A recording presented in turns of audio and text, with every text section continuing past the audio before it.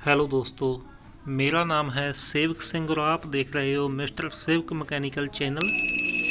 दोस्तों, यह वीडियो आप देख रहे होगे, ये फॉल्ट ऐसा अक्सर ही फ्यूज जब ख़राब हो जाए तब आता है। लेकिन अभी मेन भी बंद है, फ्यूज भी सही है, लेकिन फिर भी यह फॉल्ट आ रहा है। ये देखें, फिर भी यह फॉल्ट आ रहा है। तो इसमें क्या रहेगा? इसमें दोस्तों थोड़ा थोड़ा जो रिले होती है ना इसकी, वो ख़राब हो जाती है। कई बार ऐसा देखा गया है, रिले जो इसकी है वो ख़राब हो जाती है, तो ऐसा फॉल्ट तब आता है। लेकिन इसमें रिले पहले ही किसी ने निकाल रखी थी।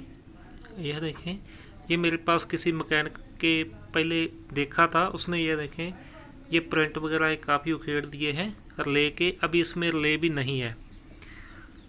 तो ऐसा फॉल्ट तब आता है जब आपकी रिले शॉर्ट हो जाए, या फ्यूज आपका है वो ब्लाउन फ्यूज ख़राब हो जाए। ऐसे फॉल्ट तब आते हैं। पर इसमें कुछ और ही निकला। जो भी निकला आपके साथ में शेयर कर रहा हूँ। दोस्तों, मैंने सबसे पहले इसकी रिले लगाई। मैंने सोचा कि इसकी रिले नहीं है, इस कारण में कुछ ना कुछ हो सकता है। सुकैम का शार्क मॉडल है, तो मैंने पहले ये दोनों रिले लगा दी। रिले लगाने के बाद भी फॉल्ट सेम का सेम था।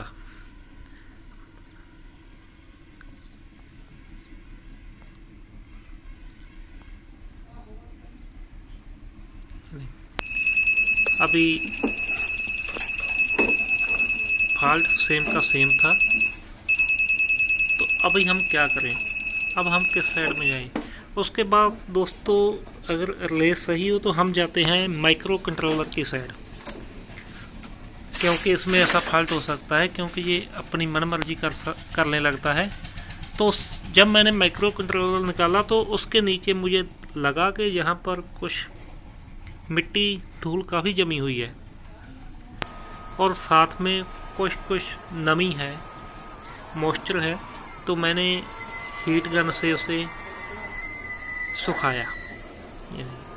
हीट गन से सुखाया। अभी माइक्रो कंट्रोलर मैं बाद में चेंज करूँगा, पहले यही लगा कर देखूँगा कि हो सकता है कि ये जो मॉइस्चर है इसके कारण ये प्रॉब्लम आ रही हो।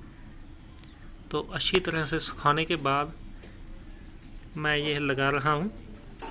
उसके बाद हम देखते हैं।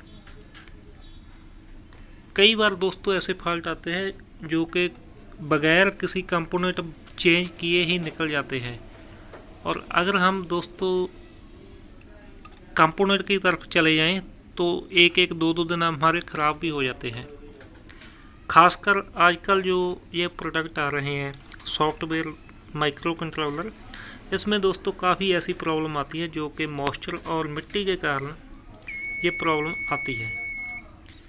तो दोस्तों, अगर आप मेरे चैनल पर नए आए हो तो ऐसी वीडियो देखने के लिए मेरे चैनल को सब्सक्राइब कर लें। यह देखें, अभी इन्वर्टर मोड में है।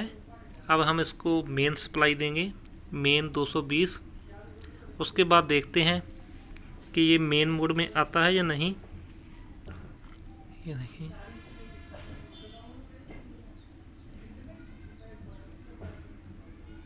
लीजिए मेन मोड में भी आ चुका है। एलईडी भी इसकी चार्जिंग वाली ब्लिंक कर रही है और चार्जिंग भी कर रहा है। ये एम्पेयर मीटर है चार्जिंग वाला, जो 10 एम्पेयर बैटरी को चार्जिंग दे रहा है। तो वीडियो देखने के लिए दोस्तों बहुत बहुत थैंक यू। आगे भी ऐसी वीडियो